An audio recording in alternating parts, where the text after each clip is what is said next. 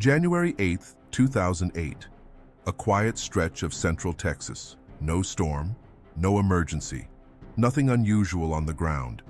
Then people started looking up. A private pilot saw brilliant lights moving across the sky without making a sound. A county constable saw something he couldn't identify. Business owners came forward. People miles apart began describing lights moving in ways they didn't recognize. Some said the thing behind those lights was enormous. Others said military jets appeared behind it. And when reporters asked the Air Force whether its fighters had been flying in the area that night, the answer was no. 2 weeks later, that answer changed. 10 F-16s had been there. Then civilians obtained the actual FAA radar data. That's when this stopped being just another Texas UFO story. Are you ready? Lock your doors. Put your headphones on, pull your blanket tight, because this time, we're not going back 70 years looking for a rumor in an old newspaper. This happened in 2008, and some of the people who saw it had spent their lives looking at aircraft. This is marked terror. Stephenville sits about 100 miles southwest of Dallas. Cattle country, open land, small towns. The kind of sky where, if something bright moves overhead, you've got a lot less blocking your view than you would in Houston or Dallas. A few miles away, around the community of Selden, Steve Allen was outside with friends. Allen owned a freight company. More importantly for what happened next, he was also a private pilot with roughly 30 years of flying experience. He knew what airplanes looked like. That doesn't mean he couldn't make a mistake. Pilots make mistakes too. But it does mean he wasn't seeing aircraft for the first time. Allen was with Mike Odom and Lance Jones when they noticed brilliant lights approaching from the east. At first, aircraft seemed like the obvious answer. Then the lights kept coming. Fast. Very bright. Allen later estimated they were only a few thousand feet above the ground. He couldn't clearly see a solid body between them. What he could see was the pattern. The lights appeared to stretch across an enormous section of sky. Allen would later estimate the thing as roughly a mile long and half a mile wide. That's an extraordinary estimate, and you should treat it as an estimate. At night, without knowing an object's true distance, judging size is notoriously difficult. But here's what bothered Allen. It was silent. No engine noise, no helicopter rotor. Nothing that matched the size and speed he thought he was watching. The lights changed configuration. At one point, Allen described them shifting from a horizontal arrangement into something different. Then he saw an intense white appearance that reminded him of a flame. And suddenly, gone. Not slowly disappearing over the horizon, gone. Allen and the others were stunned. He later said he didn't sleep that night, but the story wasn't finished. Around 10 minutes later, according to their account, the lights appeared again from another direction. This time, Allen said military aircraft were behind them, fighter jets. And unlike the first object, those were loud, very loud. That's an important distinction. The witnesses could hear the jets. They said they couldn't hear whatever they believed the jets were following. Now stop right there, because if you're already thinking, secret military aircraft, fair. If you're thinking, aliens, way too early. At this point, we have 3 men standing outside who saw unusual lights and interpreted them as one very large object. That's testimony. Interesting testimony, but still testimony. Then other people started talking. A man named David Jaques said he saw unusually bright yellow lights around the same general time while approaching his driveway. His first thought was completely ordinary. Sunlight reflecting off an airplane? Then he noticed the lack of normal aircraft noise. He wouldn't call what he saw a UFO. He jokingly called it a UFL, unidentified flying lights. Honestly, that's probably the best description anybody could have used that night, because lights are exactly what most witnesses clearly saw. Not aliens, not windows, not metal. Lights. Elsewhere around the Stephenville-Dublin area, more reports started building. And later that evening, Erath County Constable Leroy Gaitan walked outside near Dublin. Gaitan had spent years in law enforcement. Around 7:15 or 7:30, he noticed a red light in the southwestern sky. It appeared, then vanished, then came back. He kept watching. More lights appeared. Gaitan went for binoculars.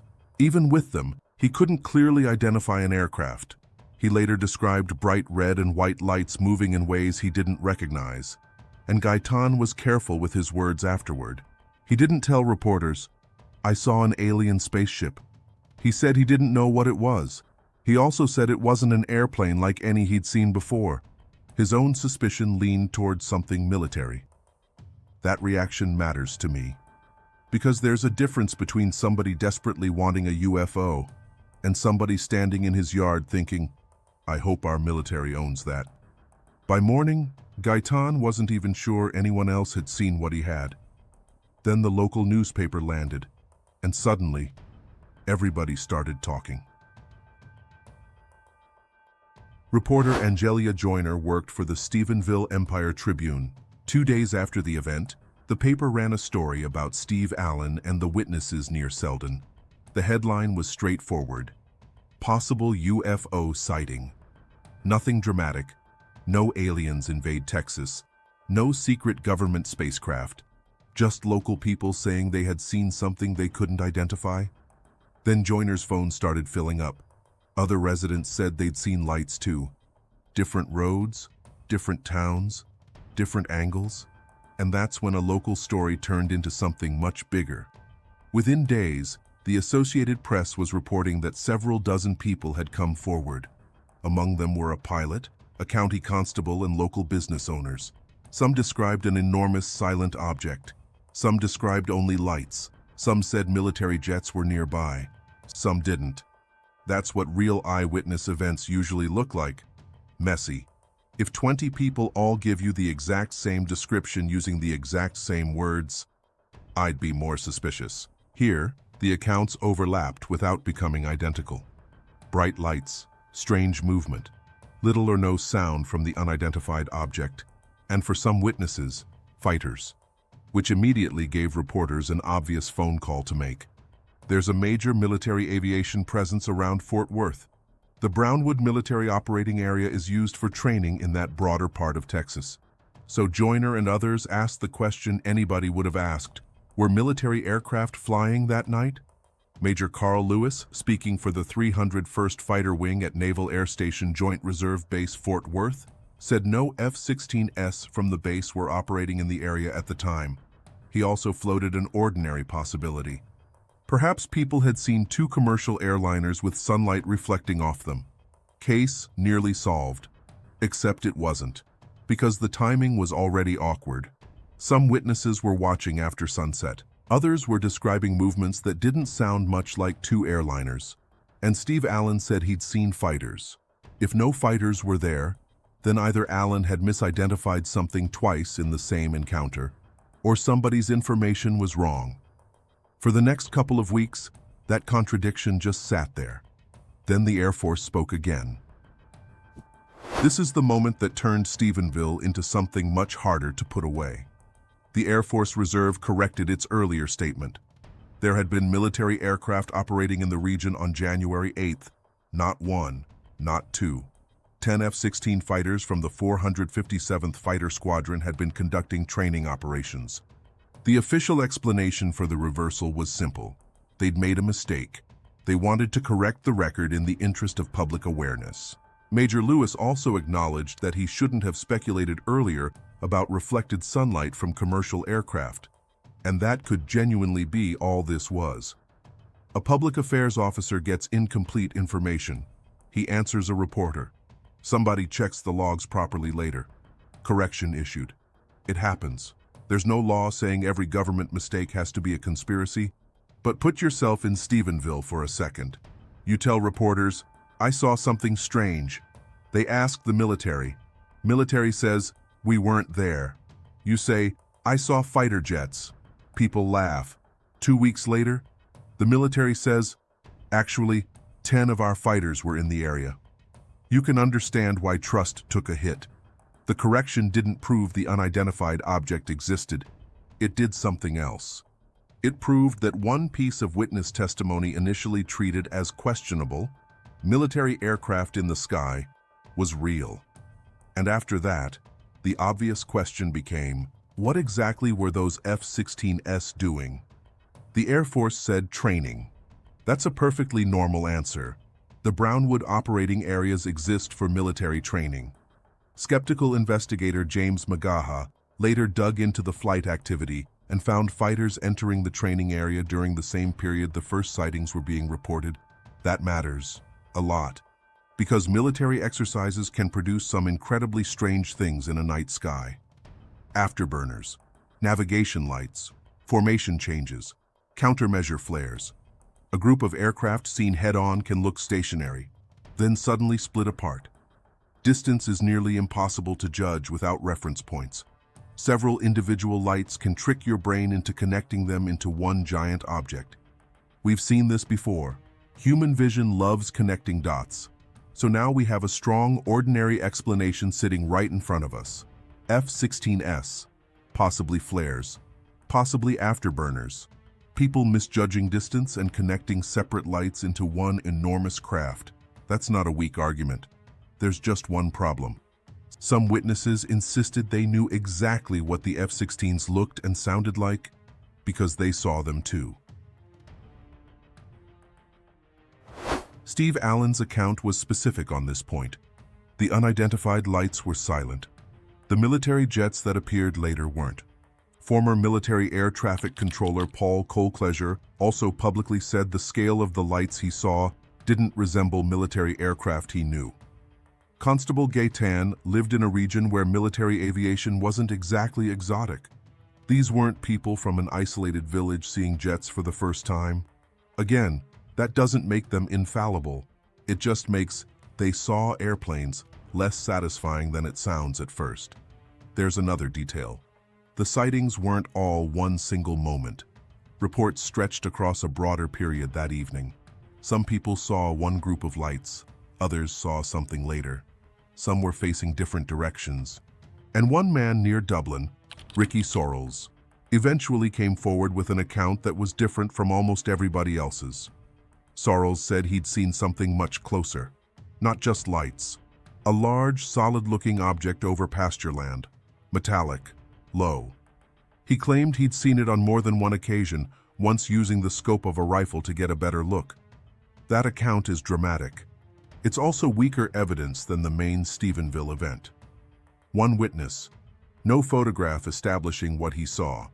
And some of Sorrells' claims involved separate observations, not simply the 6:15 event Allen described. So I'm not building the case around him. The reason Stephenville matters is the cluster.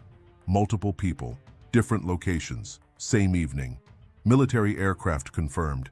And then came something the witnesses in most UFO cases never get: radar data. Robert Powell and Glenn Schulze began trying to reconstruct the night, and instead of only collecting stories, they filed Freedom of Information Act requests. The FAA responded. What they eventually obtained was enormous. Radar information from multiple sites covering the region, millions of individual returns, commercial traffic, military aircraft, transponder information, primary radar hits. Basically, a digital record of a crowded Texas sky. Powell and Schulze spent months analyzing it. Their eventual report compared witness locations and times against the radar data. They argued that some unknown radar returns lined up surprisingly well with what witnesses had reported. One sequence, according to their analysis, suggested an unidentified target moving at extremely high speed. They calculated speeds above 2,000 miles per hour for part of the track. They also attempted to estimate the object's minimum size from the witnesses' angular estimates and radar geometry. Their result was hundreds of feet. Then comes the detail that guaranteed conspiracy theories would never leave Stephenville alone. According to Powell and Schulze's interpretation, one unidentified radar track later moved southeast, in the general direction of Crawford, Texas. President George W. Bush's ranch was there. Their analysis placed the final part of that track miles from the ranch area. You can probably hear the internet starting already. Secret craft, presidential security, fighters intercepting something near restricted airspace, cover-up, stop. That is not what the FAA concluded. The FAA gave them radar data. Powell and Schultz interpreted that data. Those are different things. There is no government document saying, unknown giant craft approached President Bush's ranch. That's an interpretation made from civilian analysis of government radar data. And it has critics, serious ones, which is where this case gets good. Because now we actually have two sides arguing over the same evidence. James Magaha is a retired Air Force pilot and skeptical investigator. He looked at Stephenville and came away unimpressed by the extraordinary interpretation. His explanation centered on military aircraft, flares, afterburners, and people connecting separate bright lights into a single giant object.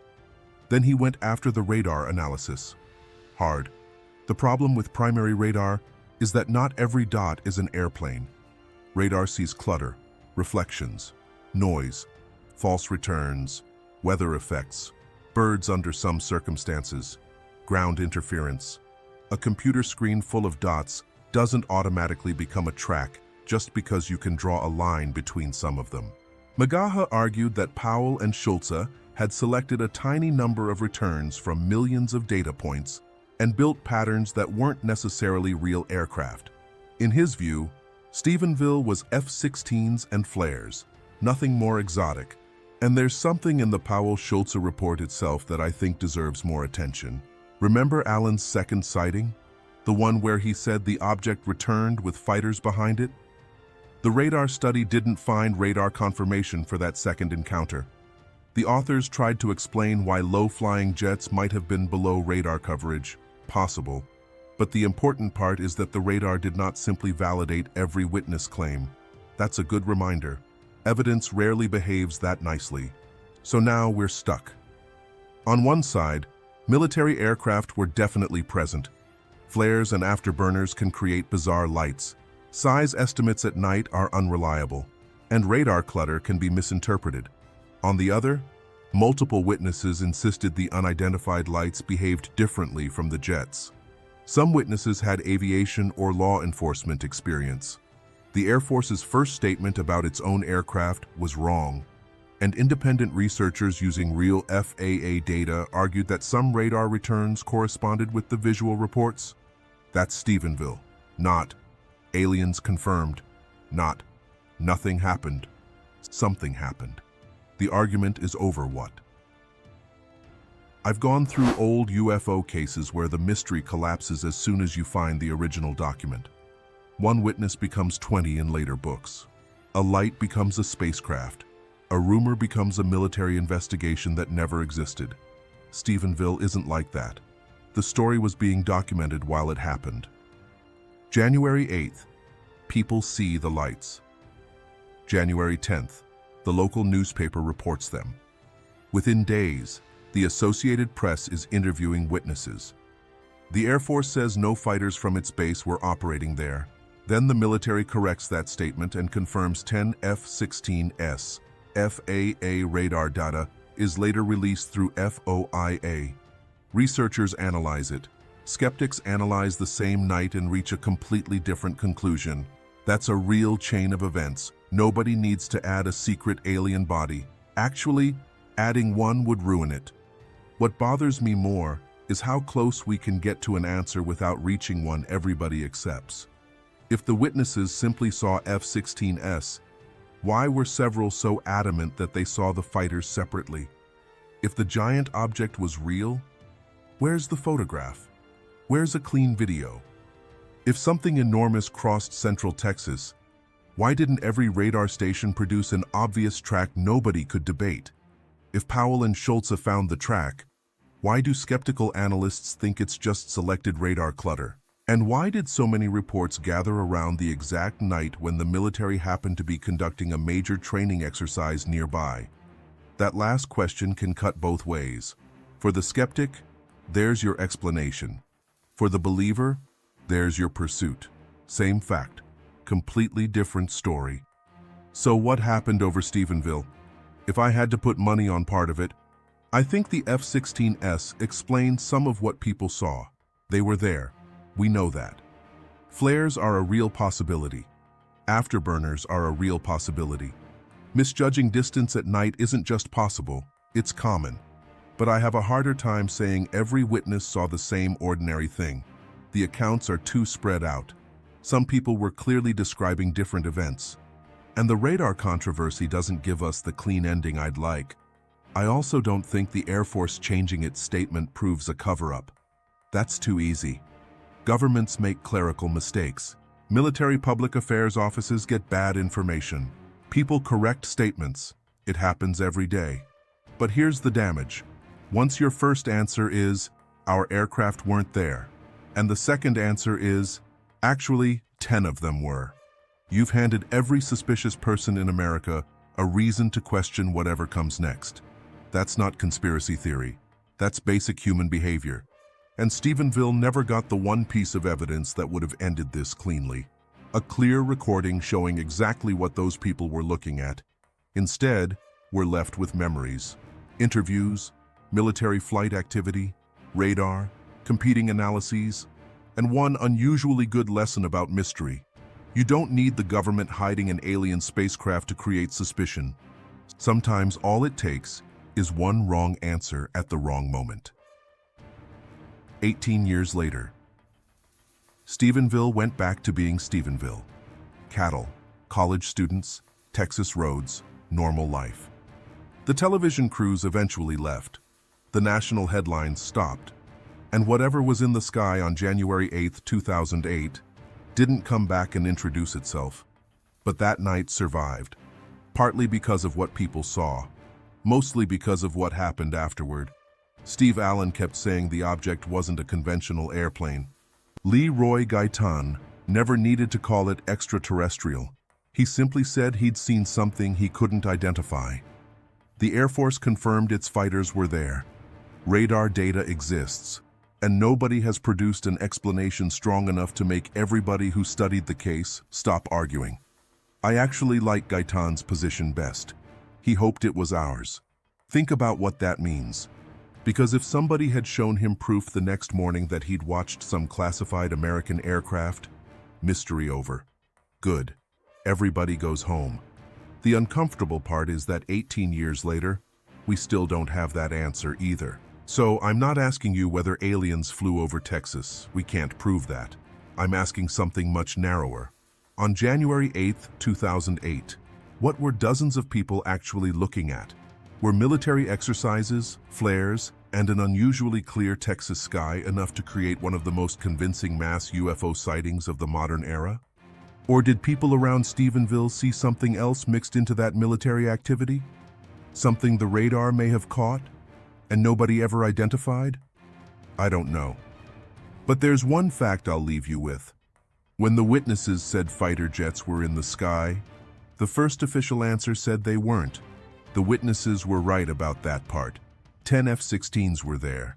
And once you know that, it's a little harder to laugh at everything else they said. Tell me what you think happened over Stephenville. Military training? A visual illusion? An experimental aircraft?